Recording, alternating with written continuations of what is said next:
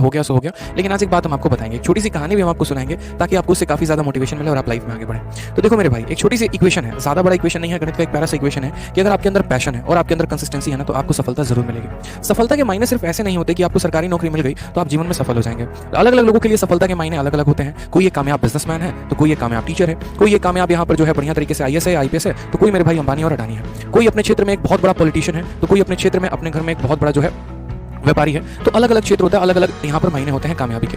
लेकिन जितनी भी कामयाबी की स्टोरी आपने सुनी है, चाहे आपने धीरू भाई अंबानी की स्टोरी सुनी हो, या आपने रतन टाटा की सुनी है, या आपने जेफ बेजोस हो गया, या फिर आप एक तरीके से अभी जो आपके एलोन मस्क हो गए आपने उनकी स्टोरी सुनी है, उन सब के स्टोरी में जो एक कॉमन फैक्टर मिलता है ना मेरे भाई, वो ये शब्द होता है कंसिस्टेंसी।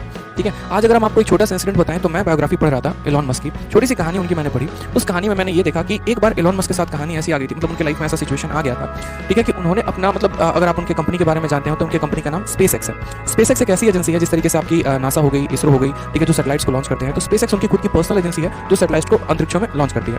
तो स्पेसएक्स को उन्होंने शुरू किया, स्पेसएक्स को बहुत ज्यादा पैसा लगाकर शुरू किया। पहली बार जब उन्होंने रॉकेट लॉन्च किया था वो फेल हो गया, ठीक है। दूसरी बार उन्होंने अलग अलग जगह से पैसे इकट्ठे करके किसी भी तरीके से मुश्किल तरीके से उन्होंने जो है अरेंजमेंट किया पैसों का, और उसके बाद भी उन्होंने एक तरीके रॉकेट लॉन्च किया तो वहां पर भी फेल हो गए।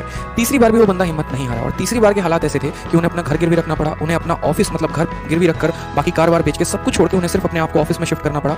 वहां से जो पैसे आए उसको उन्होंने वापस स्पेसएक्स में लॉन्च किया, ठीक है, और उस पैसे को वहां लगाया, और तब तीसरी बार जब उन्होंने रॉकेट लॉन्च किया था तो वो मेरे भाई सक्सेसफुल रहा। और आज आपको भी पता है कि दुनिया के सबसे नंबर 1 जो पैसे में जो सबसे ज्यादा रिचेस्ट पर्सन है वो आपके एलोन मस्क है, ठीक है। रिस्क तो किया उन्होंने, कोई दिक्कत की बात नहीं, रिस्क ली बहुत बड़ी लाइफ में, लेकिन एक चीज जो कॉमन थी वो मेरे भाई क्या थी, कंसिस्टेंट, ठीक है। आपने यहाँ राइट ब्रदर्स का भी नाम सुना होगा जिन्होंने अपना इन्वेंशन किया था एरोप्लेन का, ठीक है। आपने यहाँ पर एक तरीके से जो आपके बल्ब के आविष्कारक हैं आपने उनका भी नाम सुना होगा। आपने इनफैक्ट केएफसी का नाम सुना है, केएफसी एक बहुत बड़ा रेस्टोरेंट है। आपको पता होगा कि केएफसी ने जब अपना पहली बार जो चिकन वाला जो प्रोडक्ट है उन्होंने जब बनाया था तो वो कम से कम 1000 दरवाजों के पास गए होंगे। पहला घर नॉक किया, उनके प्रोडक्ट को किसी ने नहीं लिया। दूसरा दरवाजा कोई नहीं पूछा, तीसरा दरवाजा भगा दिया लोगों ने, चौथा दरवाजा में तो गाली और धक्के देके भगाए, लेकिन वो कंसिस्टेंट रहे अपने आप में। पहला जो उनको ऑर्डर मिला वो 1000वें घर से मिला, और ऐसा ऑर्डर मिला कि वो डेली वहां पर ऑर्डर देने जाते थे। और आज आपको पता है कि केएफसी दुनिया की कितनी नंबर 1 कंपनी है मेरे भाई, ठीक है। तो ये तो कुछ बड़े बड़े एग्जांपल्स हो गए जिनको लाइफ में आप एक तरीके से देख रहे हो कि हाँ कोई कंसिस्टेंट रहा तो कैसे हो गया। आप प्रकृति को देख लीजिए, आप एक पल के लिए ऐसे समझिए, आपने दुनिया की सबसे बड़ी नदी का नाम क्या है, अमेज़न है, आपने जाना है। भारत की सबसे बड़ी नदी हो गई आपकी गंगा, ठीक है। क्या लगता है आपको कि गंगा एक दिन में इतनी बड़ी नदी बन गई? गंगा को हम क्यों पूछते हैं,